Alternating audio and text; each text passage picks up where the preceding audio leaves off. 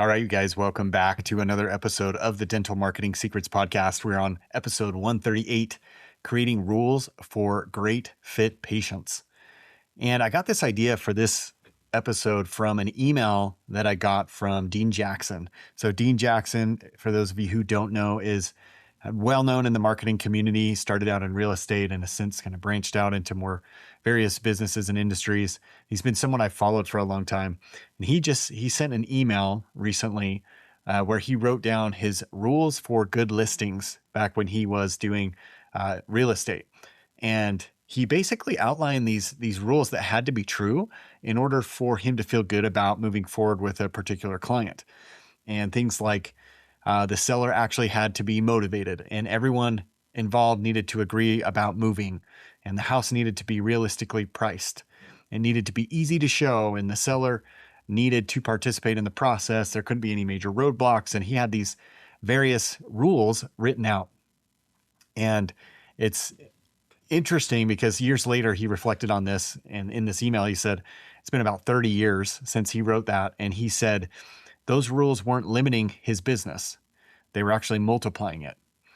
And he goes on to explain that every rule that he created came as a direct result of some type of experience he'd had or interaction he'd had with one of his clients. And he learned the different conditions that needed to be there present in order to produce good outcomes. And he said he noticed too that when there weren't these conditions present, oftentimes it introduced friction, and that friction more often than not took the shape of some type of headache. And I think we all kind of know what that feeling looks like, right? And I thought of how this applies. I apply it to my agency. It applies certainly to a practice where we know intuitively a lot of times when someone comes in, there's a patient that comes in, and within the first 30 seconds, we know that that patient is probably not a good fit for our practice.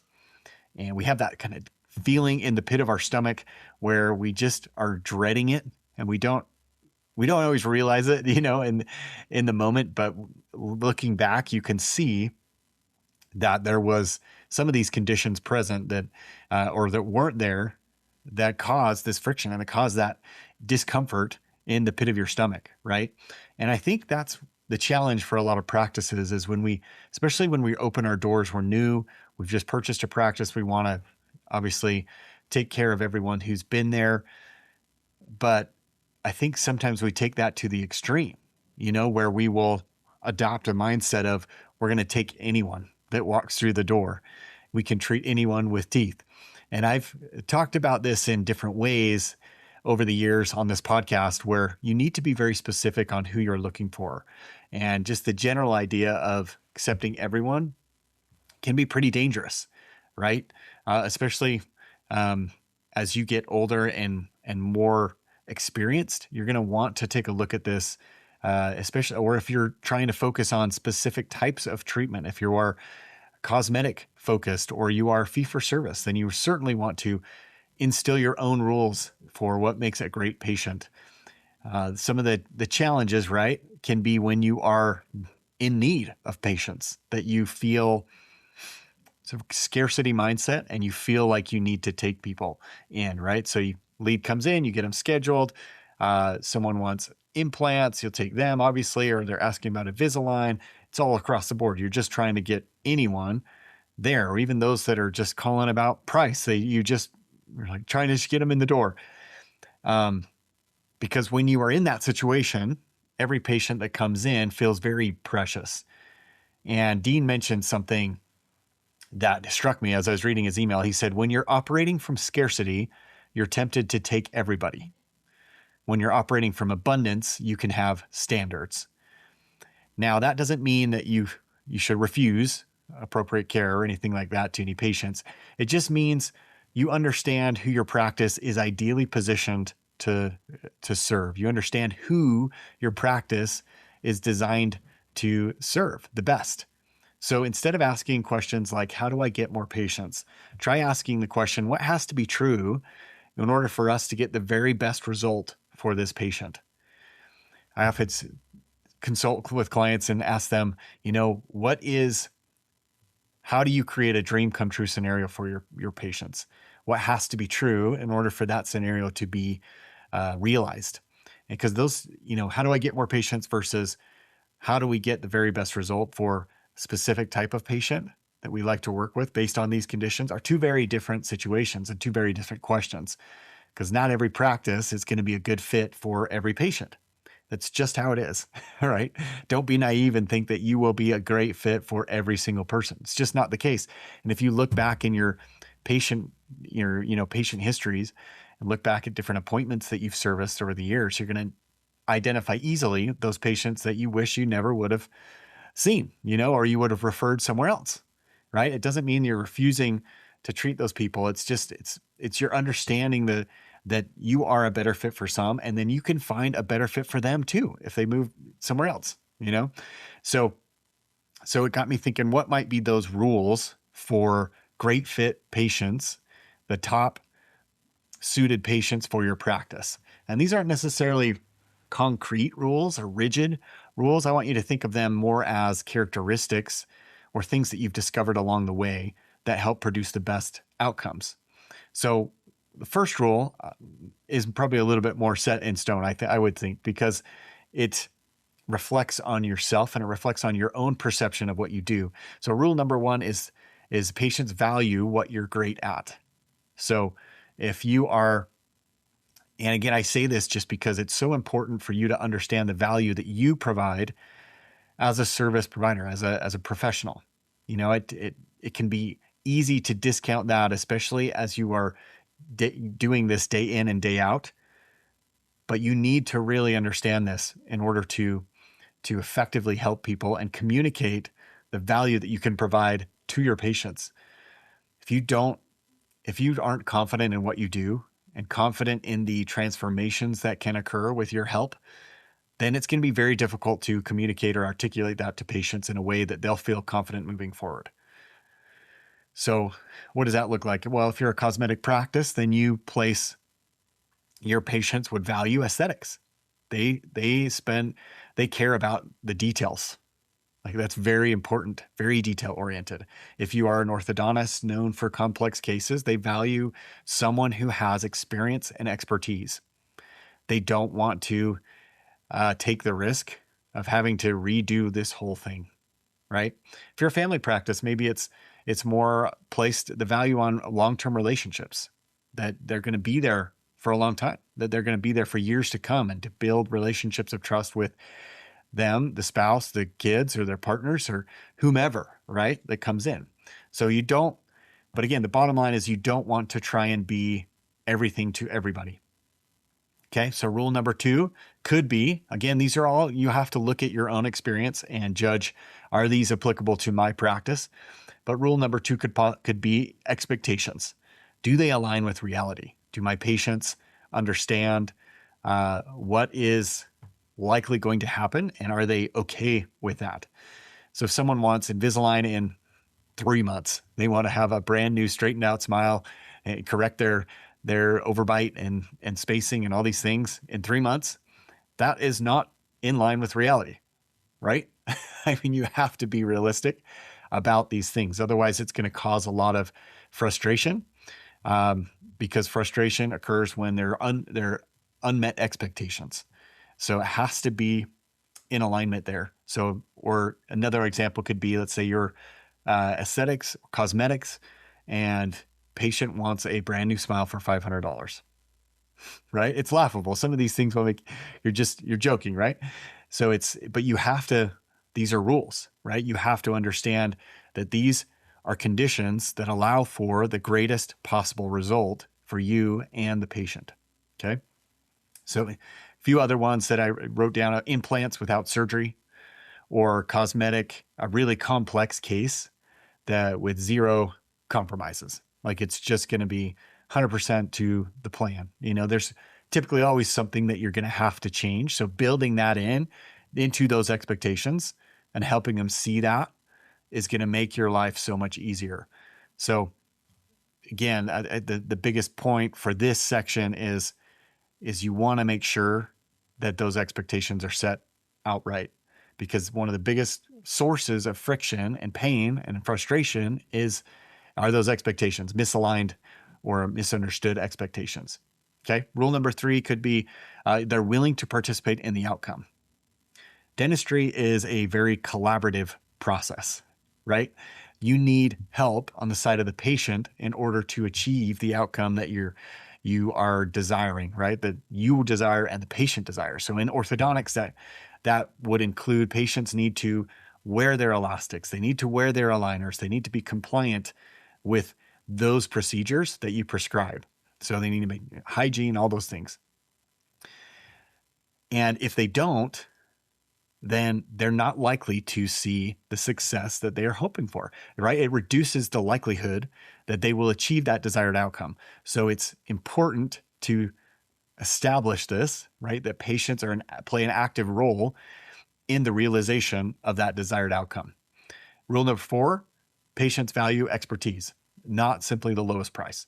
This should be one that is probably set in stone.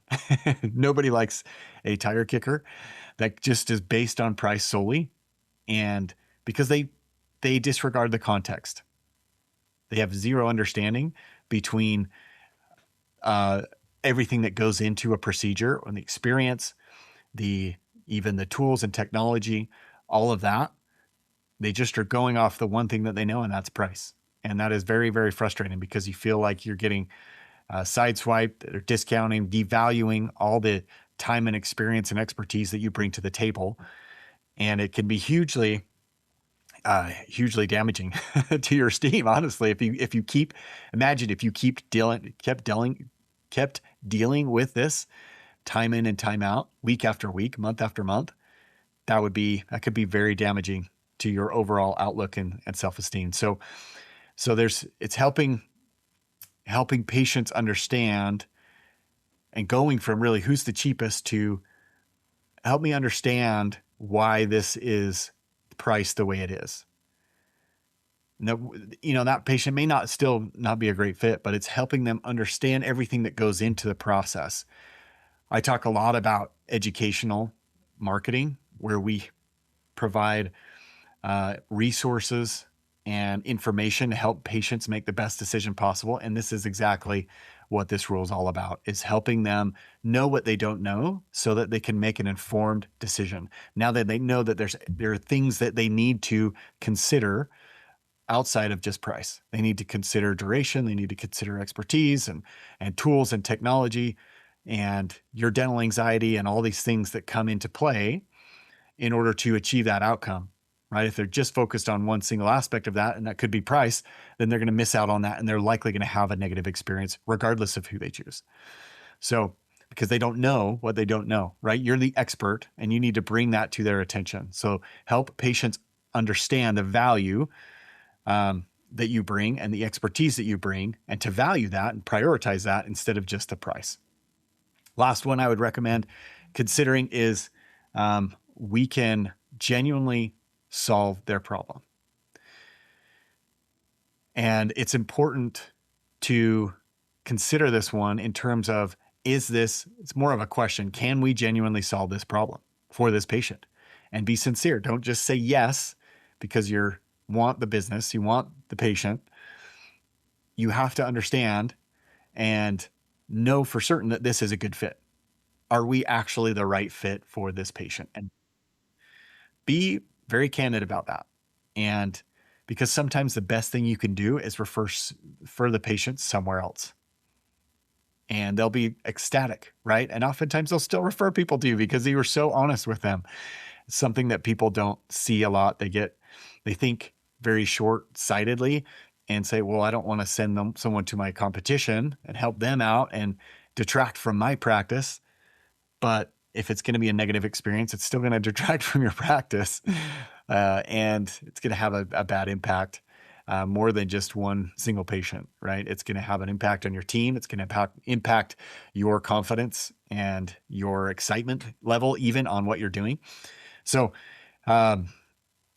there's few other things I wanted to say, and then we'll wrap this up. We'll keep this pretty short. But this one's a big one because I've noticed this occur many times throughout my life. Dean mentions this from that email he sent. He said, every exception introduces friction into the system.